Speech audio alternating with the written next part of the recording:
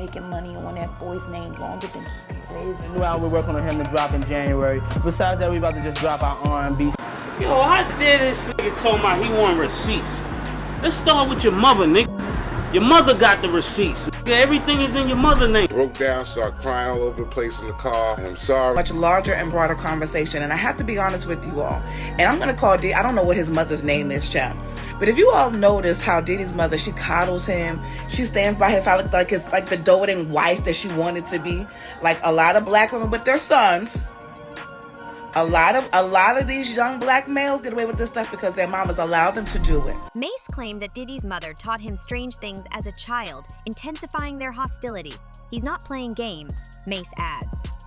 Mase won't stop until Diddy's secrets are out. Okay, many have debated Diddy's twistedness and why. Now, Mase explains how Diddy got involved. Fans felt he got away with it since 4 women implicated Chile in all 4 incidents. Cassie spoke about Diddy's 11 years of abuse and shared horrible details. After she tried to leave him, Diddy Ace M, Ventura punched, kicked, and stomped on him, causing bruises, burst lips, black eyes, and bleeding. Black Rob can't give you receipts, he dead. And everybody else you made sign paperwork so they can't talk about what I'm talking about. I'm the only one with the guts. He forced her to have intimate relations with male sebus and demanded that she carry his firearm in her purse to make her uncomfortable and show how dangerous court documents suggest Mr. Combs physically assaulted Ms. Ventura numerous times a year for a decade, scarring her. Mr. Combs used his money and power to orchestrate extensive efforts to hide the evidence of his abuse, including by hiding Miss Ventura in hotels for days at a time to let her bruises heal. She also claimed that Diddy allegedly tried to unalive his music rival Suge Knight. And she said, for example, on one occasion when Mr. Combs and Miss Ventura were using drugs together in his home, one of his security staff barged in and announced that Suge Knight, a longtime rival of Mr. Combs, was spotted at Mel's Drive-In Diner in Los Angeles.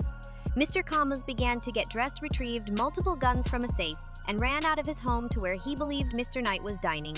And let's not even get into the fact that he would often force her to be intimate with other men, even though she didn't want to. When she tried to refuse, he would give her more and more drugs until she was so out of it that she couldn't protest. The court document said Mr. Combs first introduced Ms. Ventura to opiates around 2008 and would often have pills and other drugs out in the open like candy and Mr. Combs always supplied Miss Ventura and the escort with copious amounts of drugs before and during the Miss Ventura was given ecstasy, cocaine, JB, ketamine, marijuana, and alcohol in excessive amounts, which allowed her to dissociate during these horrific encounters. Second wife Joey Dickerson sued Neil, who accused Diddy of sexual assault in 1991, says Combs drugged Dickerson. She allegedly left her drink unattended while Neil was present in the restaurant, and at the Combim's request, she received a blunt blow that rendered her immobile. Dickerson claimed they drove to a music studio. Neil allegedly brought her home and locked her in the car. She claimed in the complaint that Diddy videotaped her and gave her his singing. Joey said Swing feared losing his band's record deal if he insulted Combs again. He recorded Freak Off, like Cassie said. He videotaped Miss Ventura sleeping with the hired escort, coaching her and getting off on his phone, laptop, and tablet. M framed his forced encounter films as art with candles. Watched. Ventura deleted sexual phone photographs and videos immediately. Combs consistently claimed more mims. Ventura post videos. Mr. Combs promised to recover lost film even after MS. Ventura cleaned her devices. He showed her a video she thought she wiped on a flight, convincing her to stay. Due to his influence, Mr. Combs would become drunk and beat Miss Ventura in front of Foss's male sex workers. A third woman stated that Diddy and Aaron Hall beat her and her friend. Combs reportedly provided Jane Doe with more drinks and made her intimate following his business at Hall's place. Dressed, Jane Doe lay in bed, astonished and afraid. Hall barged in, grabbed her down, and forced Jane Doe to have sex with him, but Diddy and Aaron alternated. Days later, Combs became upset, choked, and attacked Jane Doe until she fainted at her friend's house. Combs contacted his buddy, expecting her to notify his lover. The fourth lady claims Diddy Harve Pierre and the third guy assaulted her as a youngster. For Mr. Combs, the third and Mr. Pierre sexing Miss in the studio, she sued Cassie's lawyer. There's also this blind item about how he allegedly gave Usher herpes as a teenager, and that Kim Porter was going to talk about it in her book before exiting and getting into a car since she couldn't stand. She returned to the airport and was taken to Michigan. She just remembers returning home in her car in the morning. His alleged grooming of emerging industry stars like Usher and Justin Bieber is another issue. At 13, Usher stayed with Diddy for 2 years. the feds had reason to believe that Diddy was SAing young boys. A puppy-flavored camp was odd. Girls yammering in Puffy's flat. It was fascinating, though. You have 13. I noticed many.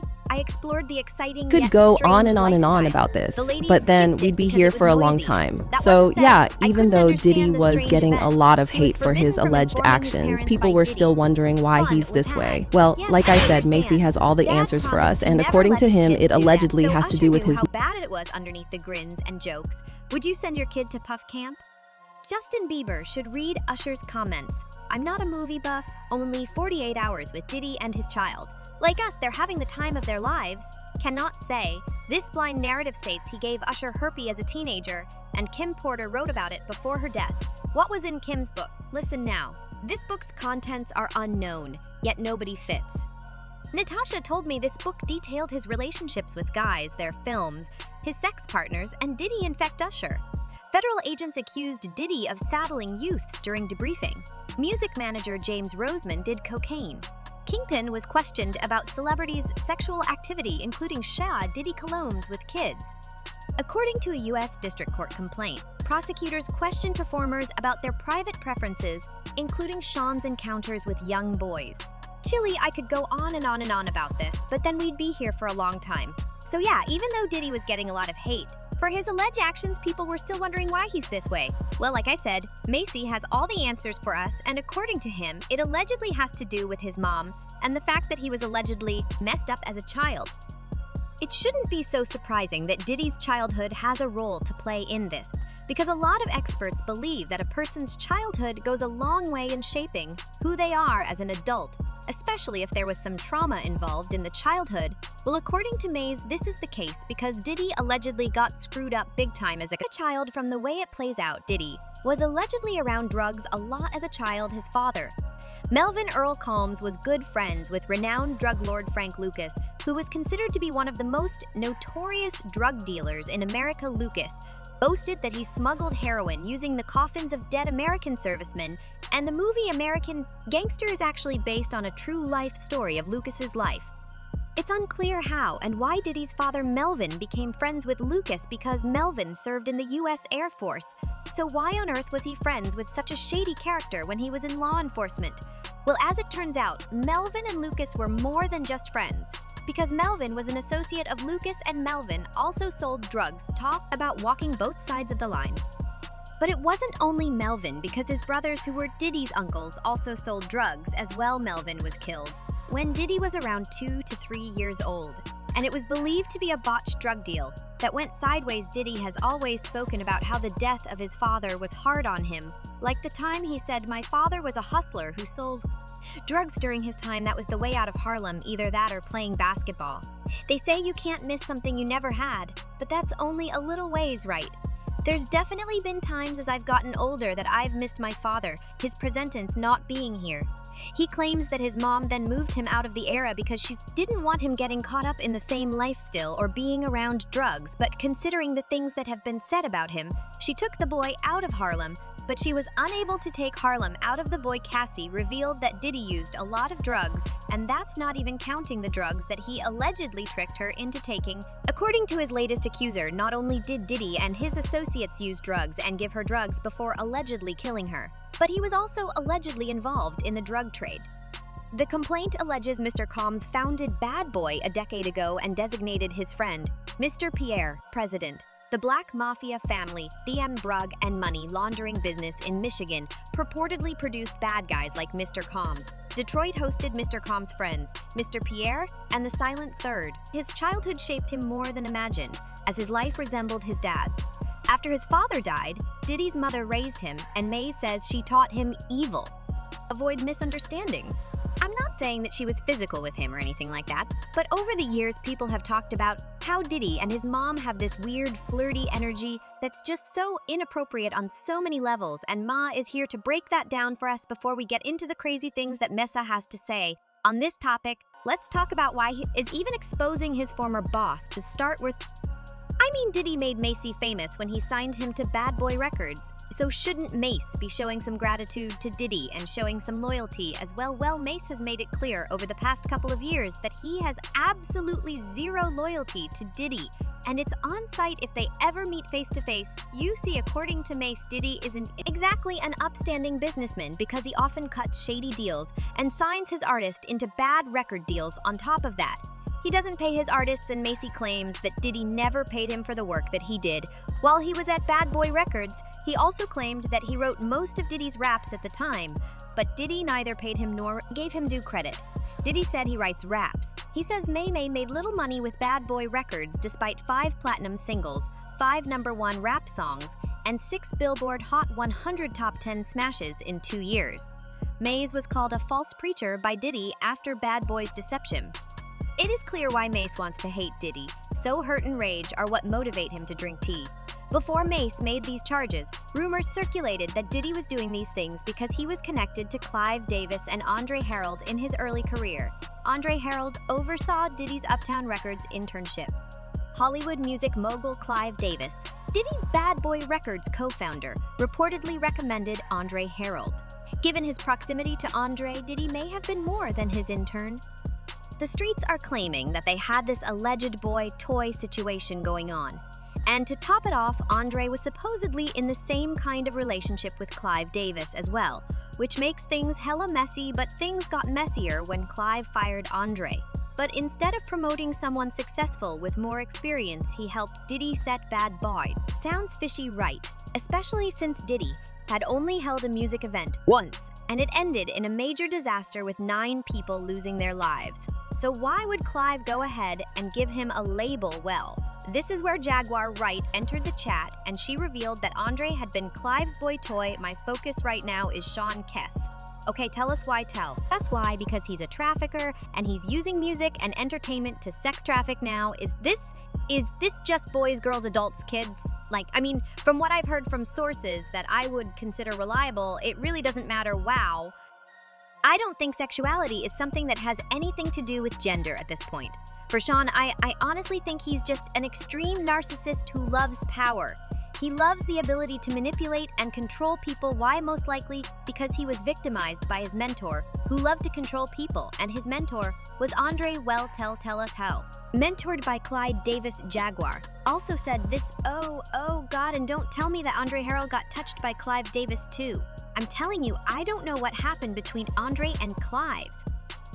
What I do know is that Andre got passed over. How do you go from being the president of Uptown and losing your entire company to your intern? PFF started out as an intern, so it's not hard to see why people thought that Clive and Andre were the puppet masters pulling Diddy's strings. But turns out Diddy was allegedly this way before diving into the industry. So it's a bit unfair to drop all the blame on Andre and live, or at least not the whole load.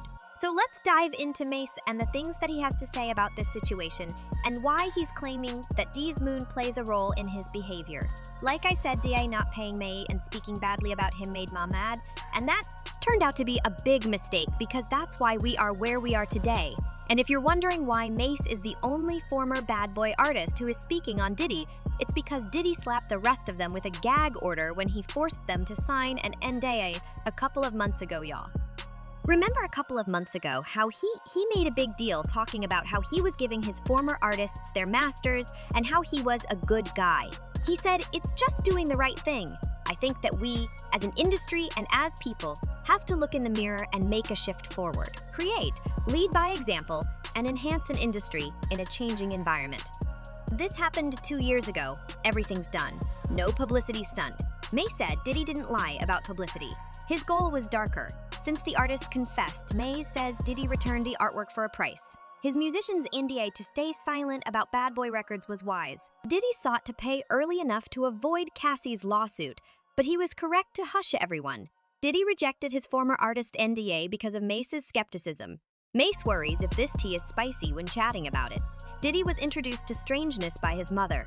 According to Mase, these are early freaks. This may explain Diddy's lunacy and violence toward women. People are discussing this terrifying video Diddy and his mom released. A girl shakes outdoors, not within. She joined me on the strip. Whatever. My dog. I want life. Mom told me keep moving, baby, as we grooved. Keep going, she continues. Flat palms on the floor. Tell his mother why. Quite unusual. Kissing a mature guy on the lips after being a mother and son for so long and loving each other feels weird. Always present are Diddy's salesman-like remarks about his mother. Strangely, he rushed to highlight her bones with the camera. He said he brings mom to strip clubs. Strip clubs worry you, yet you prefer conventional clubs with your mom. Learn another level. Have you noticed the white nails? Cassie's mother said he preferred weird ladies with white nails. Exclaims his ex, Young Miami, had white nails with Diddy, which is weird.